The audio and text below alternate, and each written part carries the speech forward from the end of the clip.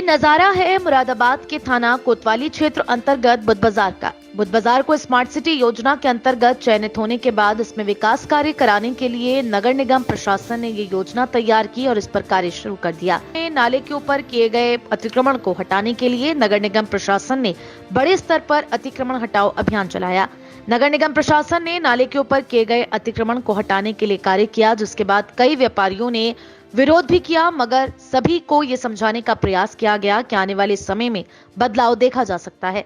जिसके बाद सभी व्यापारी संगठनों ने इस मामले में नगर निगम प्रशासन का सहयोग किया और अपनी मर्जी से ही किए गए अतिक्रमण को हटाने का कार्य किया। मगर इस अतिक्रमण हटाओ अभियान के दौरान दुकान के अंदर बैठने वाले व्यापारी दुकान के बाहर बैठे हुए थे और अपनी नम आंखों से दुकानों को टूटा हुआ देख रहे थे।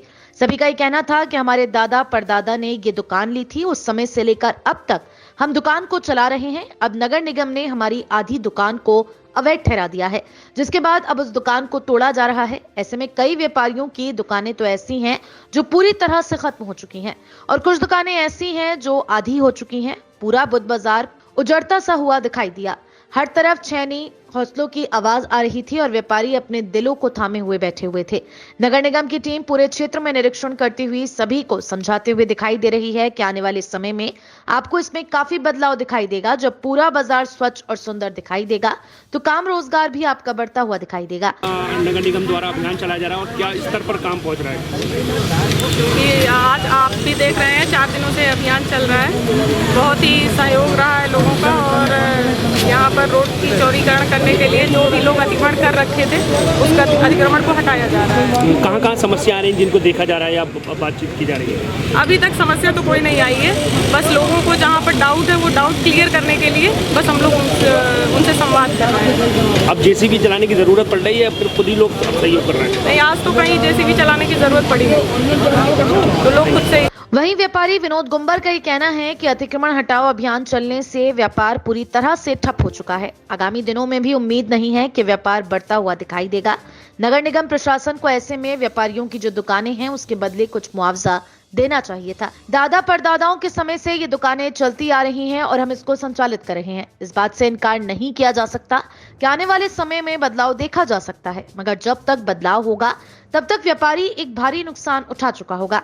आज पूरे बुद्ध बाजार में होटल दुकानें टूटी हुई दिखाई दे रही हैं। पूरा बुद्ध बाजार का नजारा देखने काबिल नहीं। पूरे जनपद में सूचना फैल चुकी है कि बुद्ध बाजार में अतिक्रमण हटाओ अभियान चल रहा है और ग्राहक भी अब बुद्ध बाजार में नहीं पहुंच रहे। ऐसे में सरकार को व्यापारियों की मदद करनी चाहिए।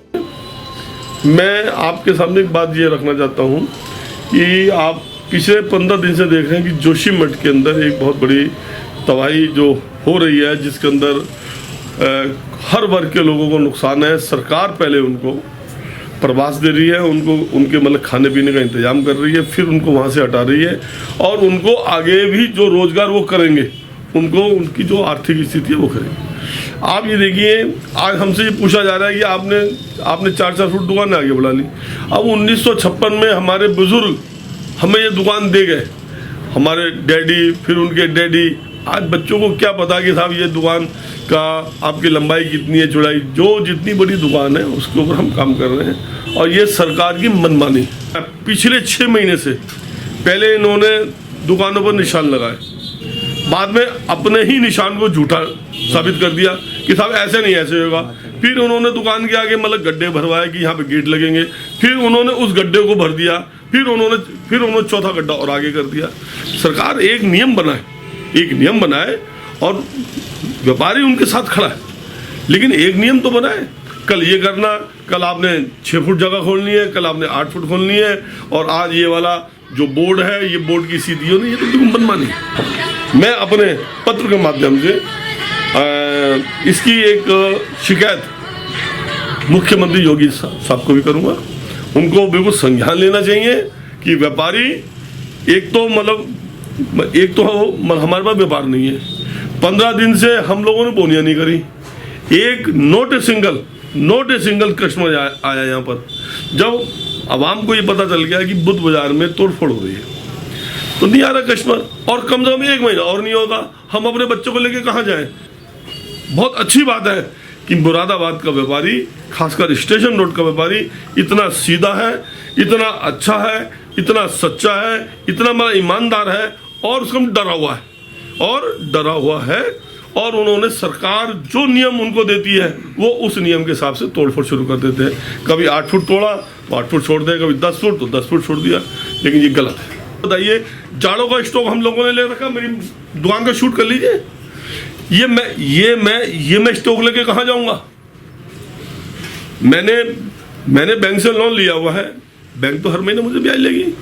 ये 3 महीने क्या, ये आगे जाएगा 1 साल 2 साल तक। है ही नहीं कस्टमर नहीं है, कस्टमर आएगा ही नहीं।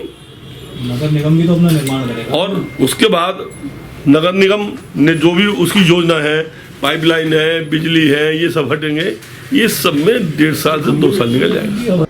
कुल मिलाकर स्मार्ट सिटी योजना के अंतर्गत पूरे क्षेत्र में बदलाव की सूरत के साथ कार्य किया जा रहा है और इस उम्मीद के साथ कि आने वाले समय में व्यापारियों को इसका फायदा पहुंचेगा। सड़कें चौड़ी होंगी, पथ प्रकाश की व्यवस्थाएं दुरुस्त होंगी और पूरा बुद्ध बाजार किसी मॉडर्न सिटी की शक्ल में दिखाई देगा।